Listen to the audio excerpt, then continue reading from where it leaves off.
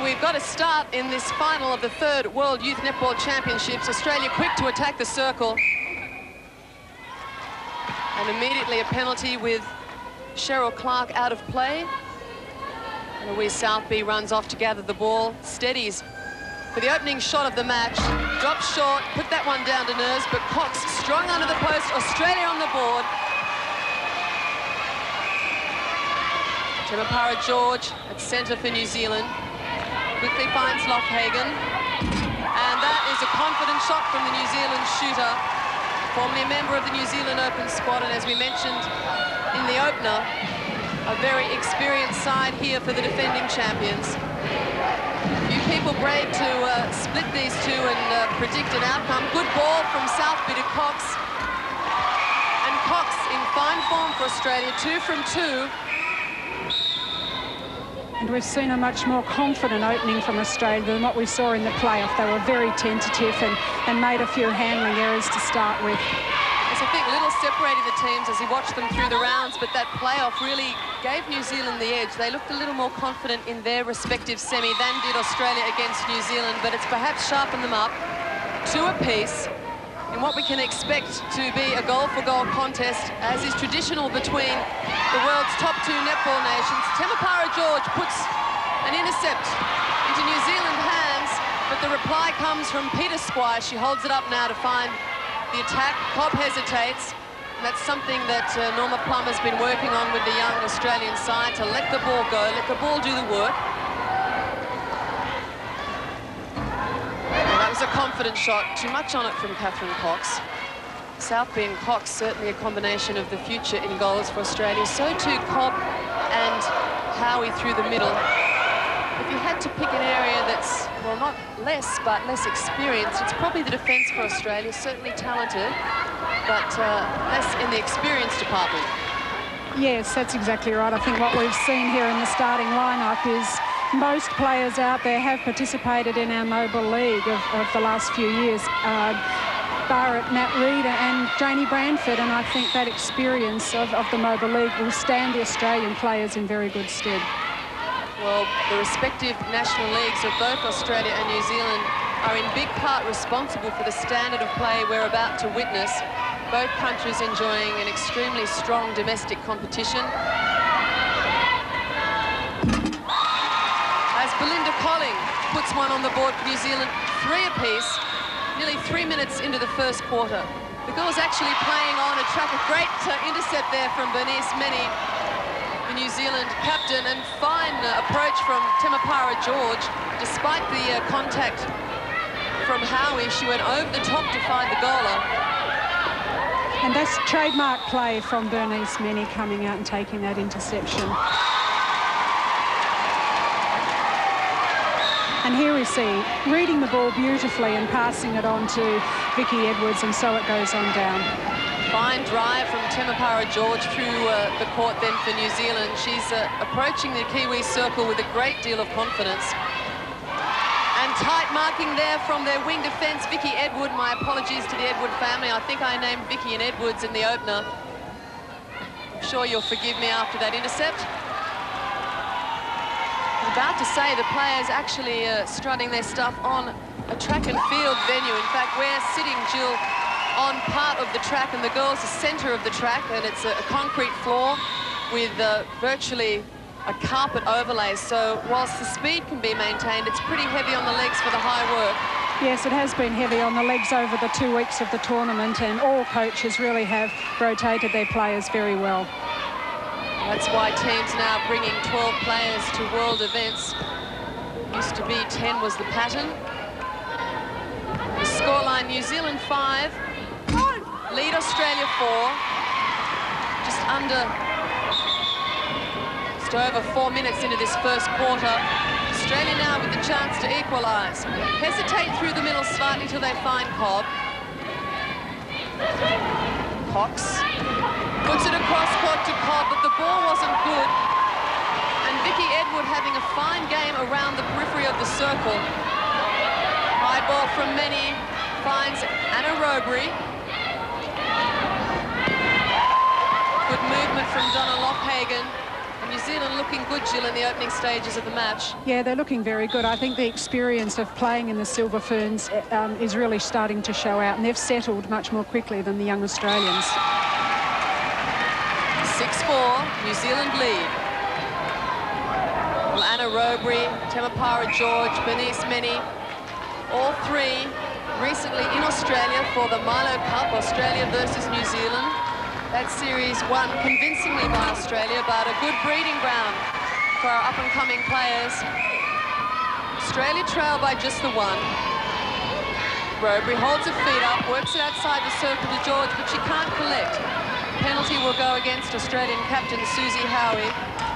Susie Howie made the comment yesterday that she's never been in a losing lineup when she's teamed up with Eloise Southby. So the Australians will be hoping that pattern continues.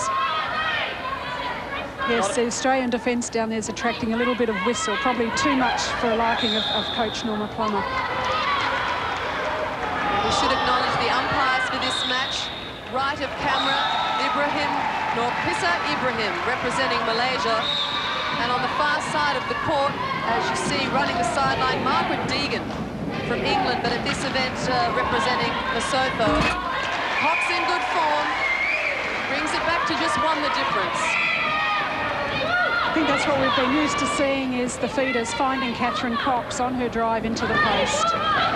We said at the start we thought Cox could be a match winner in this final. She really needs, though, to sustain the workload for the full 4 quarters. Very few criticisms you can make of her, but that perhaps one. Yeah, keep up the effort. She's still young and inexperienced, and she's learning all the time. And one of the things she will learn is that we need a 60-minute high, consistent effort from her. Southby lines up the post for Australia, and she does that well and equalises 7 apiece. Just over 8 minutes left in the first quarter.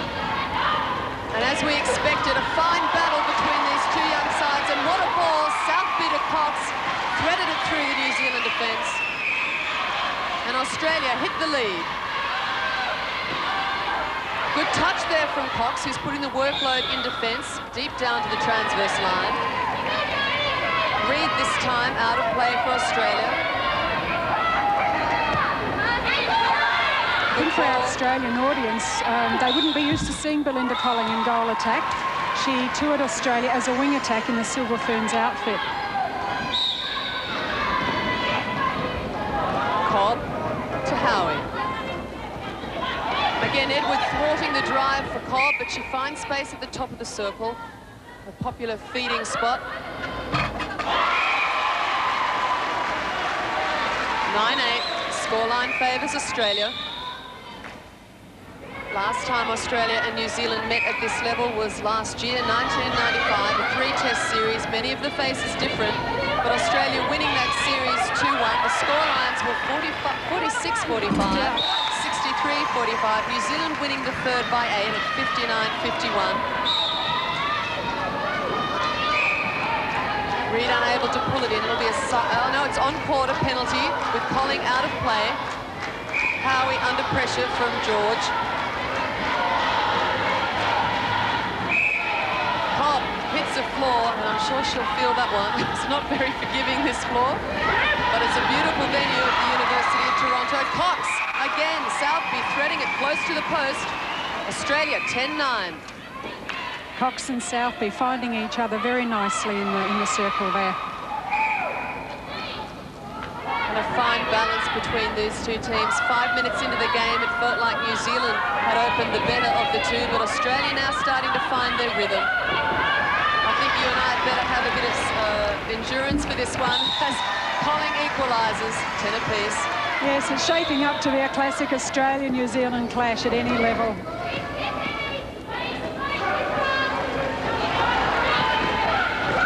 Oh, good work from Meni. Working high at the top of the circle. Penalty pass or shot taken by Cox. And I think her stats are shaping up nicely. The Australian goal attack in good form. Beautiful hands, Colling. Onto Robury. That was a nice combination for New Zealand, and it's rewarded by Donna Lockhagen, who's looking very comfortable in goals. In fact, Jill, the coaches will have little concern with their forward lines, particularly with the efforts of the goalers. No, all throughout the tournament, both teams, whatever shooting lineup they've put on, their percentages have been very, very high and consistently high. And that's what you're after at this level. Well, against the weaker teams, there's been 80s and high 90s shot. But in this caliber match, you don't expect it to reach quite that proportion. But if they're sitting in the 80s, you could be well pleased with their effort, given the pressure. Southby takes Australia to a 12-11 lead. This match, the gold medal game. Lockhagen, too much on it. Branford in good position, holds Lockhagen out from the rebound. Australia quickly into attack. Howie connects with Cobb at stretch. Howie with the drive to the circle. Over to Cox. Clark tackles it, but she comes from behind. Not good positioning from her. And I had a wonder, a doubt at the beginning of the game whether Clark would be able to match Cox given her height. Yes, I was a little bit surprised to see Clark out there, I must admit. We have seen Bernice Many running out on goal defence, and I thought the height of Cox may have made sure that Bernice was running out on her. Australia now take it to 3, just under 4 minutes left in the opening quarter.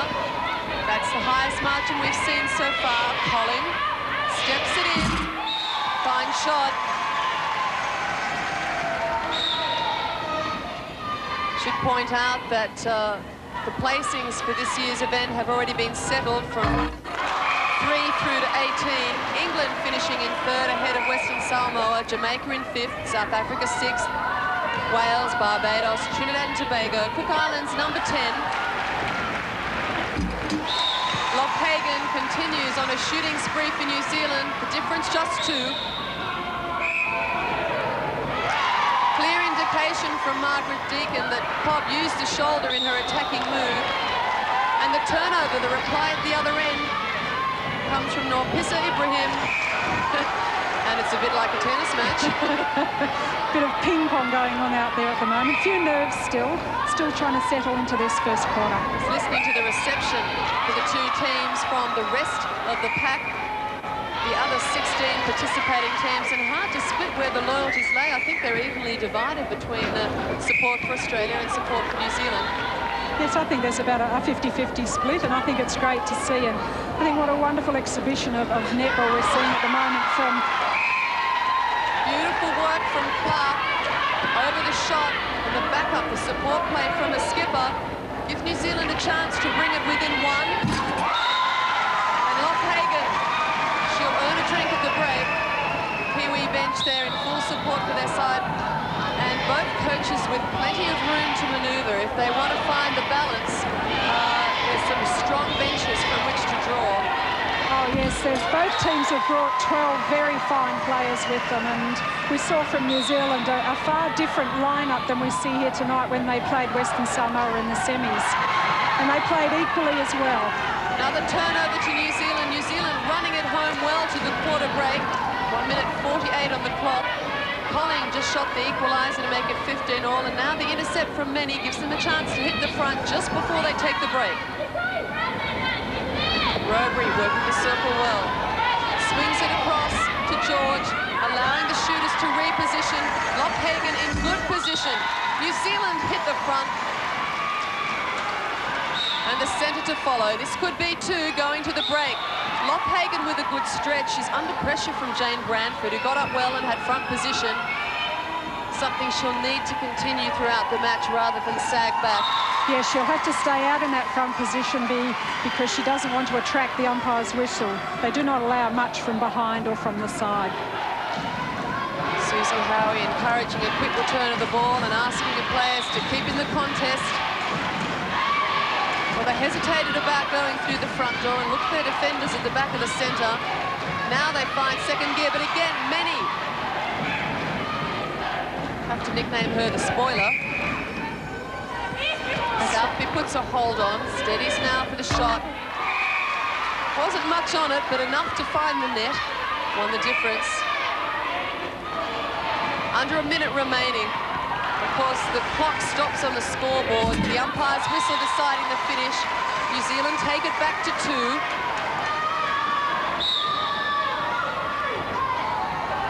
And I suspect neither coach will make positional changes. Rather, they'll allow the teams to settle in through the game. Magnificent shot from Cox. And the timekeeper is up. She signals the end of the first quarter. A torrid quarter. It's difficult to think they could keep this pace. Welcome back. Well, Australia quick to make up the deficit.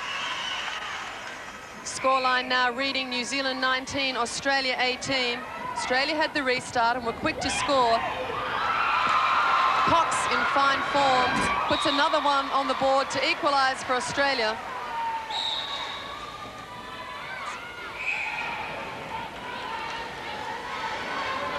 And as we expected, no changes to either team.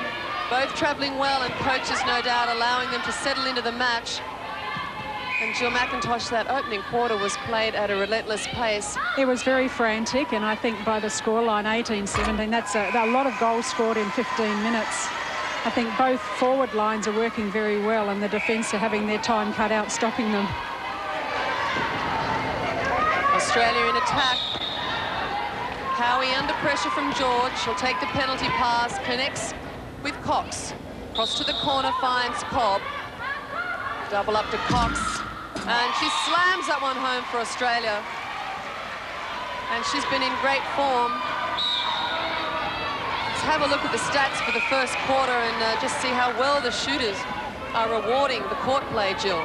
Yes, it's excellent from both sides, and I think it just shows how even both sides are. 19 shots from Australia and 20 shots from New Zealand, with excellent percentages. It's difficult to imagine the high 80s and 90s maintained across the whole match at international level, but certainly pretty to see a 92 and 100% against names on the score sheet. 21-20, New Zealand lead Australia in this final of the third World Youth Cup, coming to you live from the University of Toronto in Canada. Australia play catch-up, 21 apiece. And Jill, all the teams are living in at the University of Toronto, and the facility's been very good for them. Yes, it has been. It's been a great facility, and we see here at the field house how they've turned in an indoor track into a netball court, and they've been quite adaptive in the way they've done it. We were here late last night on hands and knees, I was just going to mention preparing the court. Yeah, throughout the championships, there has been a two-court configuration that's been swung around for the finals, so there's just a single court with more seating for the crowd, but there were multiple lines in multiple colours on the court, so officials and friends yes. here late last night, and directors, taping the court. And out of courtesy to our viewers, we won't be showing you Jill McIntosh's knees. They're scraped and grazed from a hard night's work. 22 apiece. Ball dropped for New Zealand to pick up. George at the top of the circle finds Lochhagen, well placed close to the post, and no sign of her diminishing her form in goals. It's going to be a real test for young heads. Wonderful ball. Cox opens up the shoulder and finds Southby, well timed, close to the post. It's a lovely feed by Catherine Cox, saw it well, and Eloise finished it off nicely. Very few errors from either side.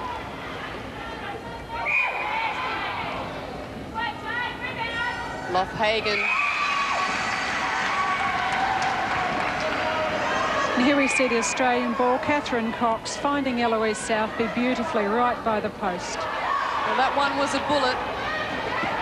Howie steps into the player, but is an obstruction call. So she's lucky on that one because had the distance been good, probably would have worked the other way. Cox confident to take the shots from anywhere in the circle. Something I think of an Australian trademark in shooting, and both Southby and Cox, and indeed also Jackie Delaney and Nat Sloan on the bench, all confident to put them up from anywhere. I understand there's a bit of a party going on in the early hours of the morning at the Sloan house. The Millers are there. Be pleased to know the girls have been performing well, and that Karen's been adopted by Mrs. Sloan, who's here in Canada. A good Australian contingent and a fine New Zealand contingent. They're doing battle on the sideline. Howie advances with a penalty. Good ball. Cobb with great vision to find Cox driving the base. One of the few, though, that doesn't fall for her. Australia trailed the defending champions by 1. 5 minutes gone in the second quarter. Both teams picked up good sponsorship from Fisher and Paykel, and that's going to allow them some very good contests in the years to come, Jill. Yes, I think the one good thing about is that New Zealand and Australia will now meet annually at both Open and under-21s, and that's great for the sport, great for New Zealand and Australian netball.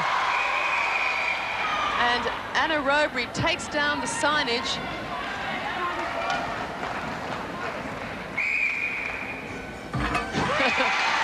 He hit the deck in no mean way. It's quick to her feet. Australian bench there. Physio Leanne Kelsa. Manager Flo Starkovic. Help me here, you're a Western Australian. Oh, yes, Starkovic. And Norma Plummer, the Australian coach, herself a former Australian player, knows all about netball in the world arena, and of course renowned in Australia as coach of the Melbourne Puma Club. Recent winners of our National League at home. Southby, one of her key players in that club side. Also Howie, the Australian captain, running at centre. Colling.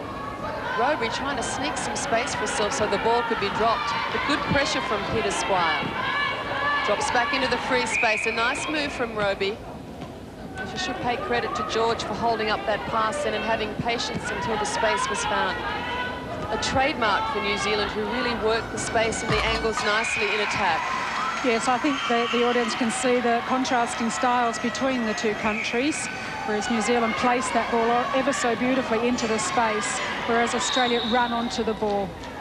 New Zealand have just opened the gap slightly. They lead 28-25, almost a misunderstanding there, Southby and Cox. But Cox cleans up, brings it back to 2. 8 minutes left in the second quarter.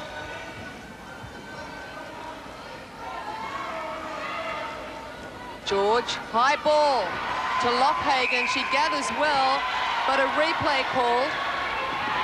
Tough call from Margaret Deegan. But a call that's been made consistently throughout the championships, so the players are used to that sort of a call as being a replay. Ooh, Cobb receives a bit from Vicky Edward, but holds the ground, gets the penalty, puts it bravely across court to a skipper. Now it's on to Southby.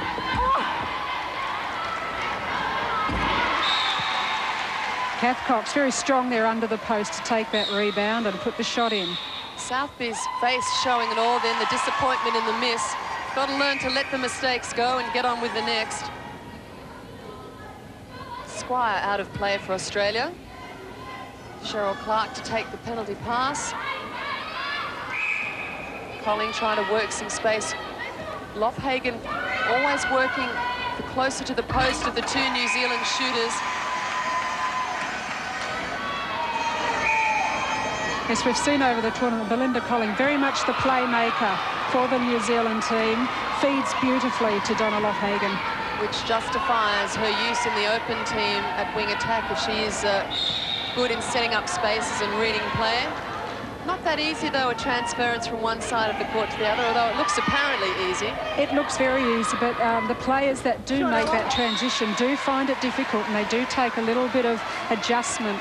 This is the stumbling block of the circle. At goal attack, you're used to having the run through if you need it. At wing attack, you really have to work the edge of the circle nicely. Cox lines up from just inside the edge of the circle, but she has no fear from anywhere within the circle, leading Australia well. Australia equalises 29 apiece, and the turnover. The chance for Australia to hit the front as the lead has oscillated throughout the early stages of this game. Just under 6 minutes left until half-time. Southby decides to cheat some space closer to the post, and Clark throws herself into her work illegally. Yes, unfortunately, you can't throw yourself on the ball on the ground like that. That's an offence. At the ball, but not on the ball. Yes. Australia hit the front. They have the benefit of the centre to follow. Just a chance to catch their breath as Squire takes her time to regather. We do have ball people scattered around the perimeter of the court. Howie working to find space at the top. Southby strong onto the ball. Cobb hits the corner. The hold is offered by Southby, and Cox, that was nearly their undoing. There was no movement there. Yes, Bernice reads that play very, very nicely and was positioned to try and get that ball just just missed it by a tad. Well, that feed was down the throat of Southey, but she collects herself and puts one through. Australia now lead by 2, 31-29. George looks to the back of the centre. Good pressure from Howie. She'll draw a penalty. The score at the end of the first quarter, 18-17 to New Zealand. Australia now comes back. I think the teams are so evenly matched. What we see is a seesaw, goal for goal. And Southby rues the pass. She put it to the ground, but behind Cox. Very difficult when you're Cox's height and you're on the run to gather a ball that's behind and low. Not a thoughtful feed, and one that could allow New Zealand to equalise. 31-30, the defending champions trail. George holding at the top. Colling puts on the hold, it's to the post. Oh, dribbles in for it, but it'll be enough. And how much the centres can affect the play. They, of course, just alternate, and that will never change, but depending on who scored the last goal can really give you a 2-goal jump or have you chasing the whole time. Yes. Oh, good work from Cobb. That's why it's so very important that you must score off each of your centres. Contact goes against Ordine Cobb. Chopping on the hand was indicated by Ibrahim. Colling, quick play, and a courageous one over the top of the 2 Australian defenders, and the crowd not liking that penalty. New Zealand now with the lead. And we've got a real mix in this crowd. Representatives from 18 nations competing in this 3rd World Youth Championship. From Canada, the host nation, to Lesotho, Sri Lanka, Barbados, Cook Islands, Jamaica, South Africa. All engrossed in this wonderful final.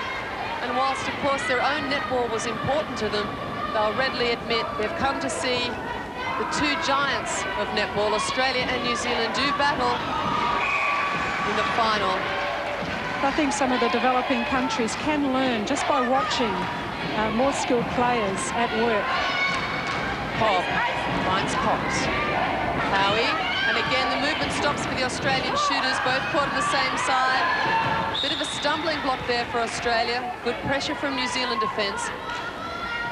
It's Bernice Menny and Cheryl Clark doing an excellent job there to stop the movement of the 2 shooters and really box them in. Perhaps although Clark gives away a bit of height, the combination with Menny is so good and the experience level so strong that they can counter that. 32 apiece. You'd be brave to predict the outcome of this game. Just sit back and enjoy the skills. We've seen so many talented players come through the respective lineups and into the open team. You think back to some of the players we saw at last World Youth Cup, the Taverners, the Ellises, now sitting in the Australian lineup. Players like Janine Lynch, who was not in the last World Youth Cup, but has come through recently as one of our younger players. Norwich Netballer of the Year. Big raps on her. Also in your current side, Jill, and now you've got to look at these babes, the babies, and work out who is the heir apparent. They might be babes in age, but in doing the job out there, they're not babes, and they have a lot of experience behind them, and I'm sure we'll see a few faces in that open squad in the not-too-distant future. Both Lee Gibbs, New Zealand's national coach, and Jill McIntosh. Here, of course, not just for a holiday, it's a working holiday to observe the form of these players and see just who is ready to take up the challenge and put the pressure on the national players. Hagen, oh, too much on it. One of the few shots from her that has been misjudged. 33 apiece, Australia, swift down court. Squire, oh, and it's a bad ball from Cox to Cobb. Cross court was dangerous enough. It sat at the top of the circle, something New Zealand relish, but well behind Cobb, who's got so much speed.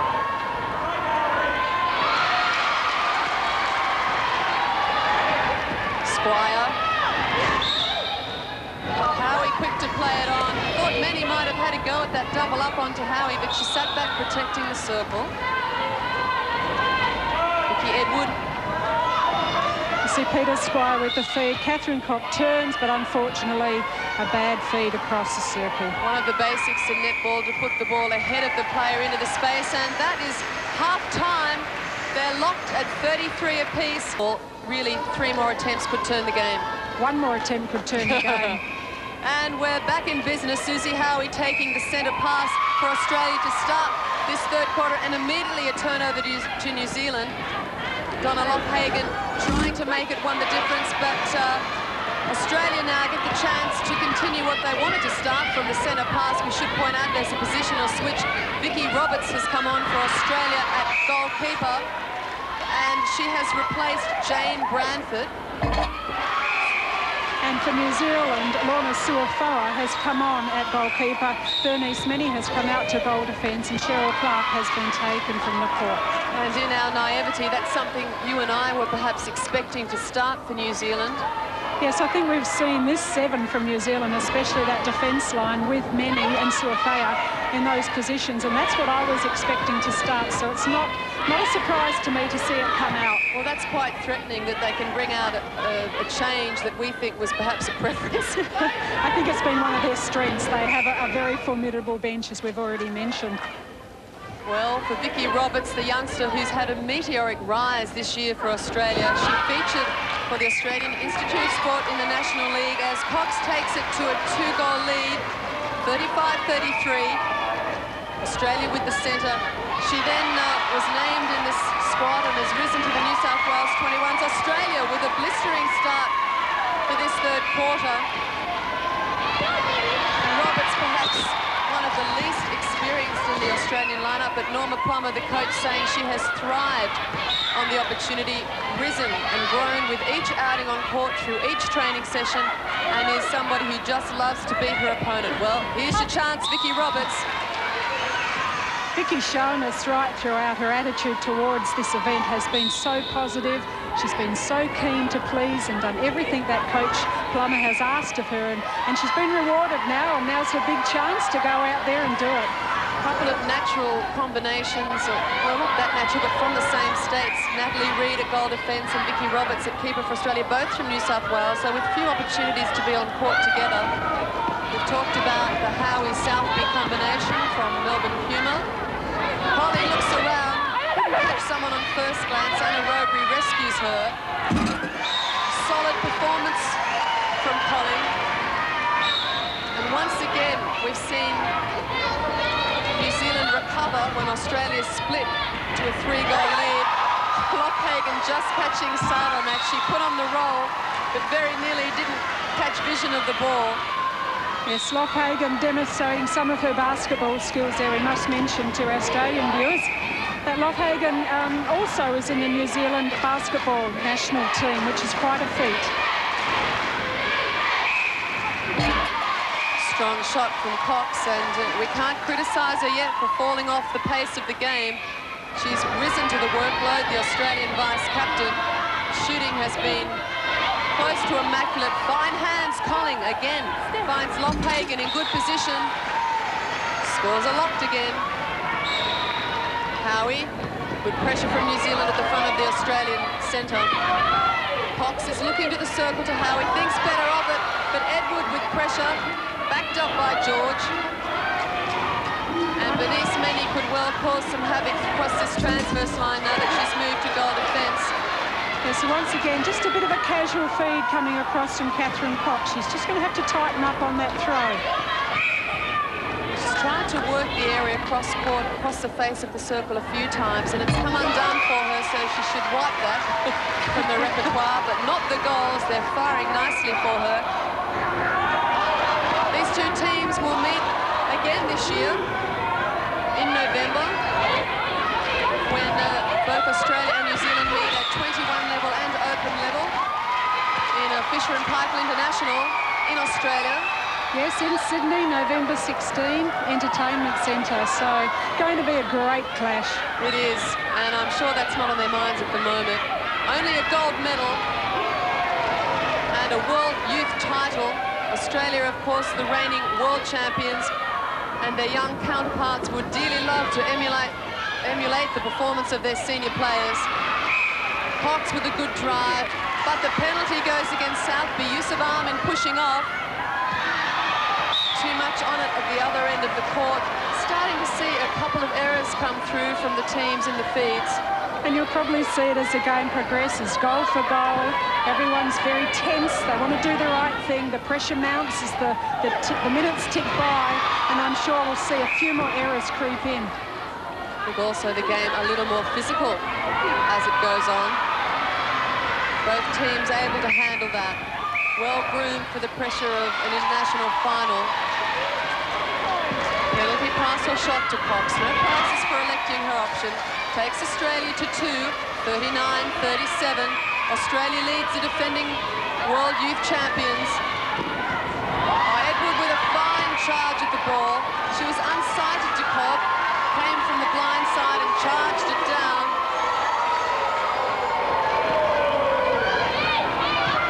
And the crowd is quite vigorous. They're participating well in the game, which is great because sometimes without allegiance you just sit back and observe, but they're delighted in the skills.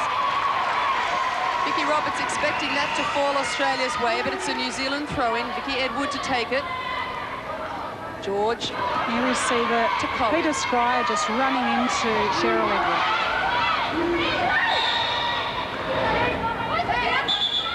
So the penalty will be reset by Ibrahim.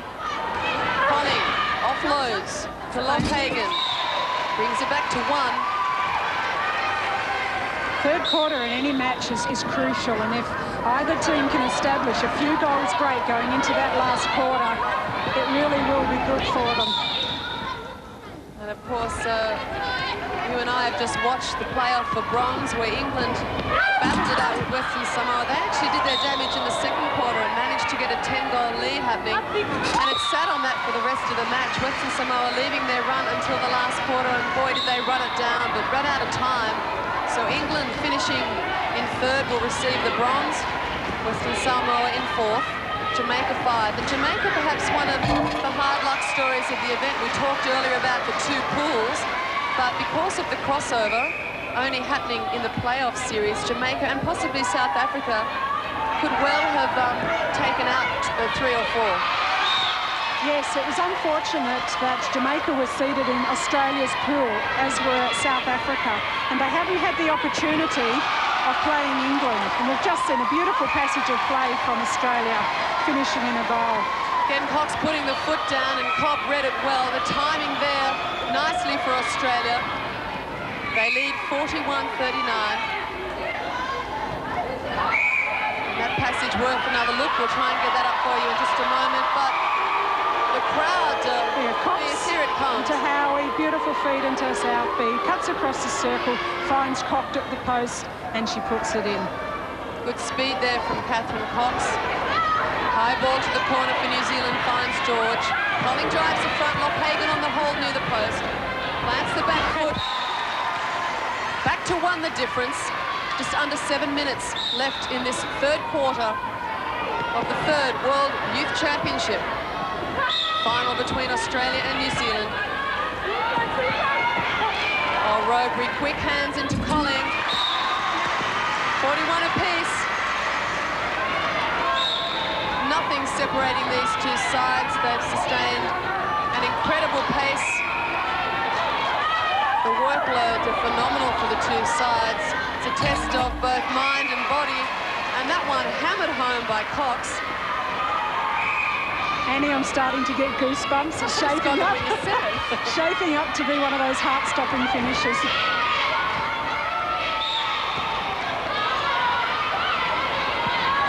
And we should say hello again to our New Zealand viewers as well as our Aussie fans to One World of Sport. No doubt once again strapped to their seats. You've got time to go and get a cuppa. This one has got you glued, no doubt. And you should be well trained watching Australia and New Zealand do battle. And the girls are doing both countries proud.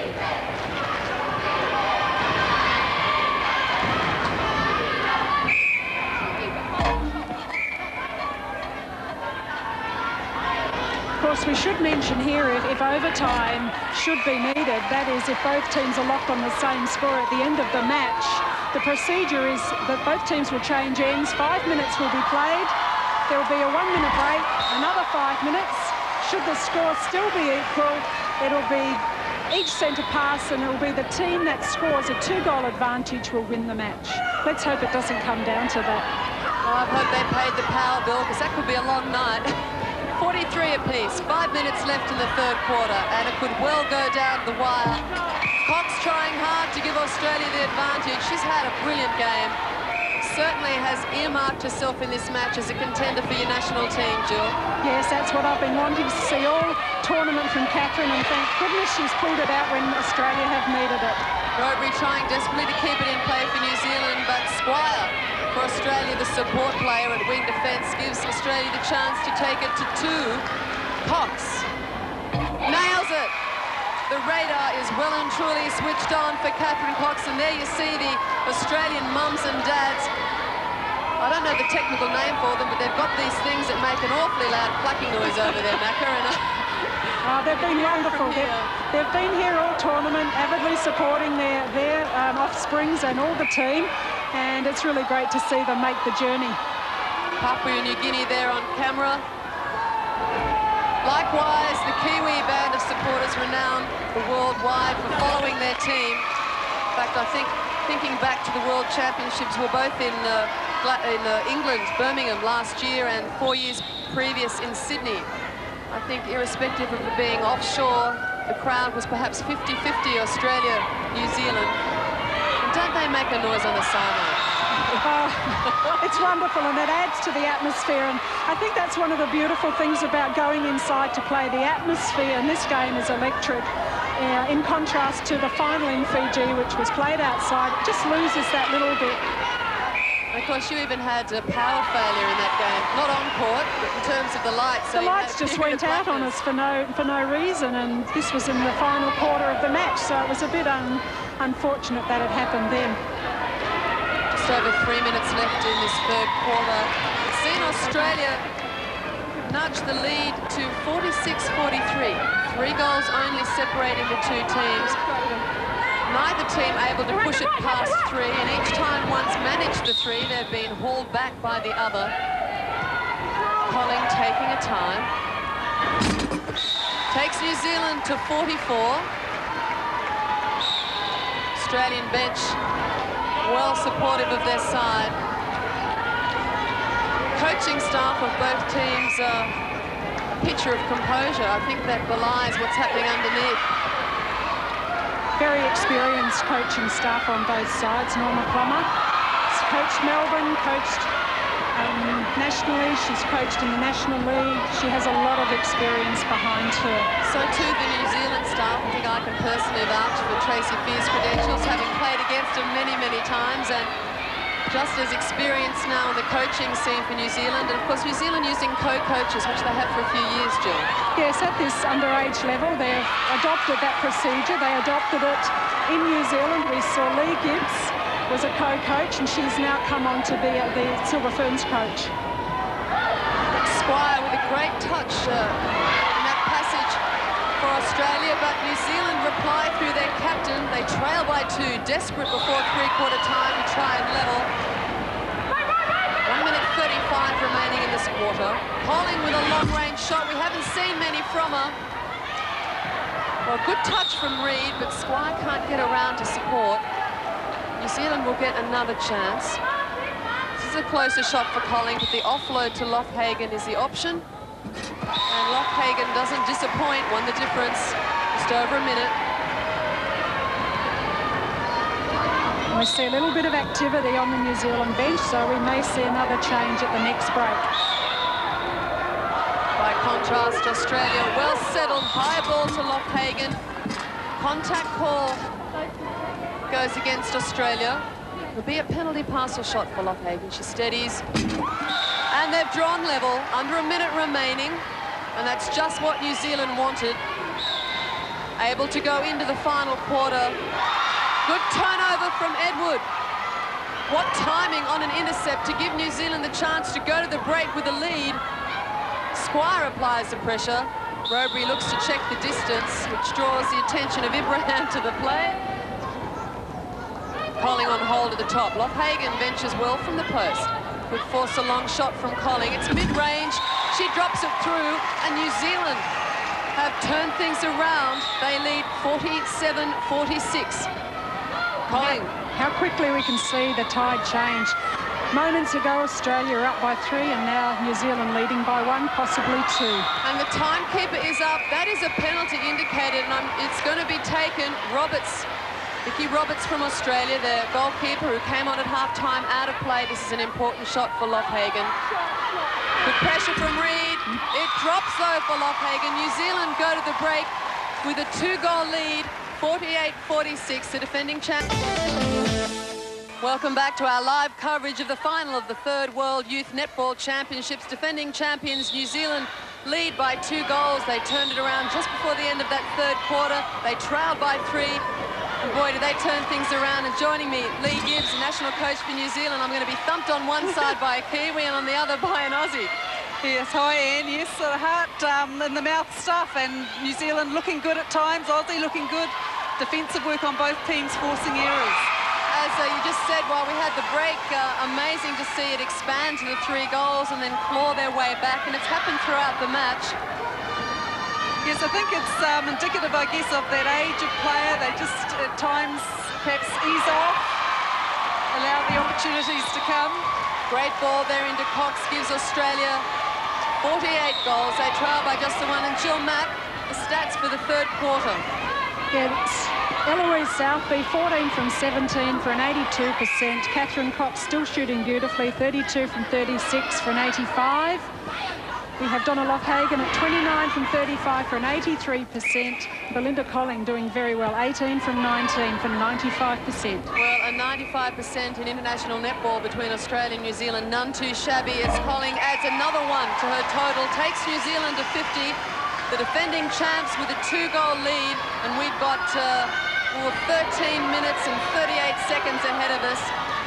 I hope you've got the ticker at home.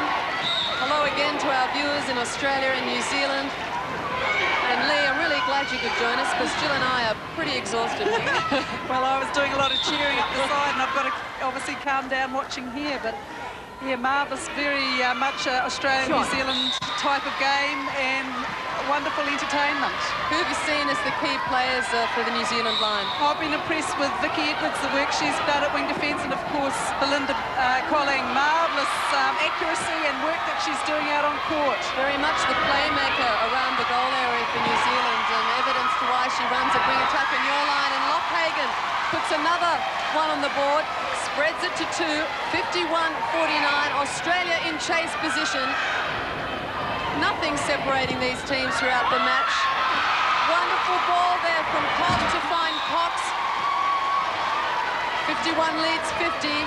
Hasn't that New Zealand-born Catherine Cox done a great job? I had to put that one in. Oh dear, we've avoided saying that for a good 3 quarters. I'm disappointed you came now. She certainly has been a key play for Australia. The defensive switch for New Zealand to bring many out of goal defence, obviously to contain Cox. Yes, I think Bernice has had to work hard for that. Cox has been able to play both deep and high in that circle, and New Zealand's defence working very hard, getting some turnover, but equally to the occasion, Australian attacking circle. Once again, the tide has turned. Australia now level. They had the centre, the chance to take it to a 1-goal lead, but New Zealand now in possession. Lorna Suafoa holds it up. She's looking for Edward, who, as we've mentioned, has had a fine game, being very disruptive on the wing for New Zealand. Many working down court in attack.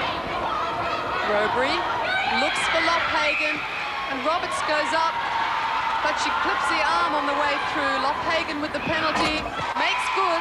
New Zealand lead by 1. And Lee, we were just discussing the overtime scenario, because we thought we may well have to settle in for some extra time. What was the final format of overtime? 2 5s, and then at the end of that, if the teams are locked, they'll be playing to a 2-goal break. So we just said, have you brought dinner with you? Well, I'm sure both teams won't want to have to go into extra time. For our home audiences, it's 20 to 4 in the afternoon on Saturday, August 24, here in Toronto, Canada. the venue, the field house at the University of Toronto. I don't think they see much faster on their track than they're seeing right now. Collision there, Colling and Squire. It'll go New Zealand's way. Many takes a penalty. Many and Edward working that mid-court well to assist an attack. Excellent support through the court by the New Zealand defences to find Robury at the top of the circle. Ideal shooting position. Oh, that one was for a 3-goal lead, almost an air ball. You see the smile. Well, it's gone now, but we just saw a sniff of a smile there from Colling, realising the shot had dropped. I think we can forgive her 1 or 2 errors. Still, she's been one of the most impressive. I think that one's when Belinda would have turned to the scorers and said that was a pass, not a shot. Jill, looking at it through Australian eyes, because you two have been very well behaved, I must say. It's difficult to do it without the passion and the loyalty. What does Australia need to do to tilt this back? Just steady, make sure of every centre pass, make sure they score off their own, and then go for that one intercept that may be the winning goal that they need. Just have to wonder, that miss from Cox, they're the ones that have fallen every time in this game for her. It's really boosted Australia. They trail by 3, 54-51, and just when she tried to nail it, it didn't happen. It's going New Zealand's way. They lead by 4, 55-51. And look how New Zealand's attack is opening up. They're finding far more space through the court. The timing is better. We commented Vicky Roberts replacing Jane Branford. Very talented, but one of the less experienced in the team. A lot of responsibility for the young player. She's working hard. You can't see it. It's just back off camera to get front position on Lochhagen. Turnover comes through Peter Squire. Australia with a chance to reduce the deficit. That's what they needed, Australia. They need to score from this. They need to steady, make sure, put a great shot up and get the goal. Well, I think you can look to Squire and Howie as two of the ones that will really be sniffing around for some intercepts. The Squire and Harry are the ones with a lot of experience at National League behind them. And if anyone's going to do it for Australia, it will be those two. It's vitally important for New Zealand to continue to do the work on defence, be working together, communicating. I think in these last few minutes, that is absolutely vital. And that communication just lacking on the last play by Australia. Seeing Cox home alone under the post. Just over 8 minutes left in this gold medal match. New Zealand lead Australia by 1, 55-54.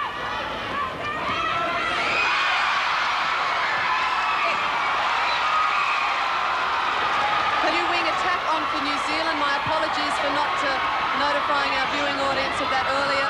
Lee, what will she bring to the game? Well, I think just the fresh pair of legs, the crispness, the sharpness, putting Robury into centre adds another dimension there, that support through the mid-court, and just a change of chemistry there for New Zealand. Helena Apapa on at wing attack for New Zealand.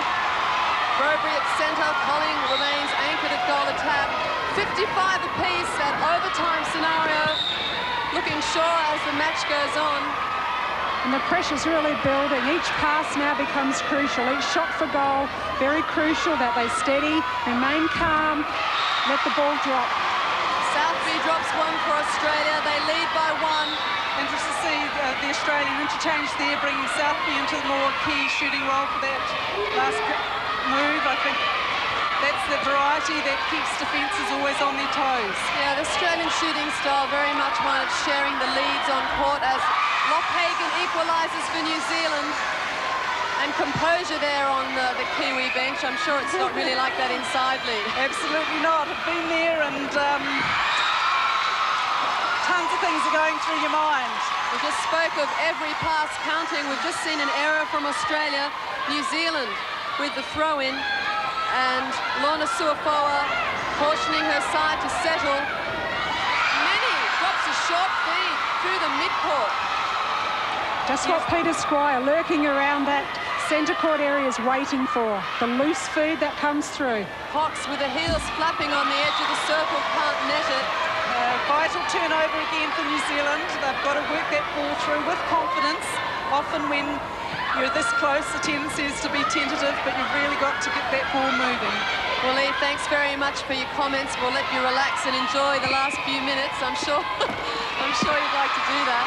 That'll give my right arm a rest, because to our New Zealand viewers, she's thumped the heck out of it. Australia in possession. Top two teams in the world locked at 56 apiece with just under 6 minutes left in the match. Of course, they're playing it out for a gold medal. Cox for the lead. Just sneaks over the rim of the goal. Australia by 1, 57-56, and it's a New Zealand centre. And this is where it really gets tough. It starts to hurt. For 2 weeks of the tournament, tired legs. Players have to put their minds past it, remain focused, remain calm, and let the skills do the work for them. And just as we saw Australia stumble in attack moments ago, New Zealand too, with a handling error from Robery. Cobb, long ball, finds Cox. Stationary, but nice and wide. A little too far for New Zealand to do damage. This one will go against Colling. Australia with a 1-goal lead. Colling shouting to her side, heads up. Nat Reid will take the penalty for Australia. Howie trying to find space on the circle for the feed. Works the corner. Now Cobb at the top. Looks to Cox. Oh, that's a great shot from Cox. Australia by 2, and the bench senses victory, though they've still got just under 5 minutes remaining. Anything can happen. Spire drops back to find the space. Annie, I'd still like to see Southby and Cox just a little bit more mobile in that shooting circle. Well, Cox is so keen to get on with shooting, she'll almost take them from outside the circle. That was a magnificent shot from the young Australian goal attack, the Australian vice-captain. And now another. A touch from Australia gives them possession. Howie to Cobb. High ball over the top to Cox. This to take it to 60. That was a rush shot. I think she might have popped a bit on the arm from Bernice Menion. Apologise if I'm wrong. It goes against Australia, though. Australia lead the defending champions by 3. Harapa, Robery. It's imperative Australia keeps attacking. Don't become too defensive. Don't become too tentative, because the errors will creep in. Yeah, can't sit on a 3-goal lead. There's 3.5 minutes left. Well enough for many goals. Steadying time for New Zealand. The penalty's advanced. Lophagen snatches it out of Australian hands, and it had a little too much adrenaline going for her, I think. That was an important chance for New Zealand. Needed composure, and it's through Reid's hands, so they'll get another go at it. Vitally important. Last 3 minutes of the match. Anyone's game still. Back play to Meni. She's looking deep down. Arapa is quick through Australia to take that ball. This goes against Nat Reid. Penalty shot will be taken by Lophagen. Roberts is trying to block Colling out from a rebound position. Lophagen looks at it. That one, thinks about it, but drops to the difference. 2 minutes 30 left on the clock. Howie for Australia, puts it to Cobb, long ball. Oh, Suafo had thought about coming out, but lacked the commitment. Cox to take Australia to 3, they hit 60.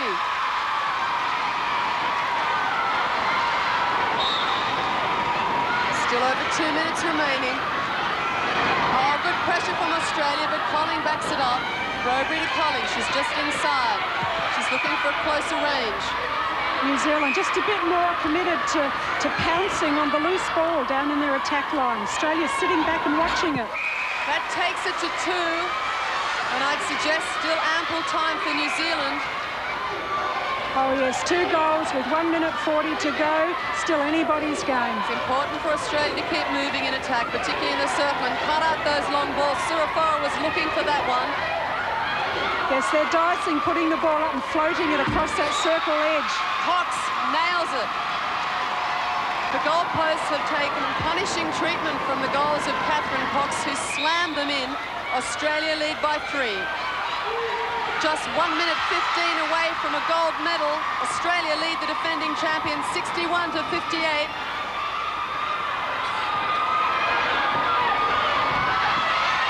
And a handling error. A as we've seen throughout the championships, very quick on the replay. Colling checks the circle as she drives towards it. And I'd suggest time's going to beat New Zealand.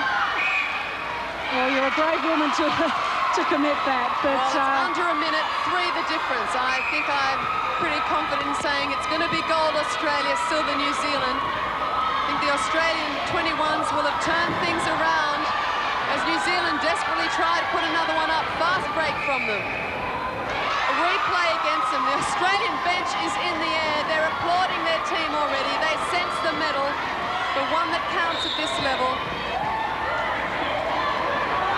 And we can safely say the Australian 21s have emulated their senior counterparts. Another world title heading towards Australian shores as Southby applauds herself. They're in the air. The timer is up. Australia leads 62-58. And how sweet it is. Well, there's no whistle yet, but people are celebrating already. The fist goes in the air for Australian captain Susie Howie, and it's gold to Australia. Australia has taken out the 3rd World Youth Netball Championships here in Canada. 62-58 the scoreline, and a precious one if you're an Australian supporter.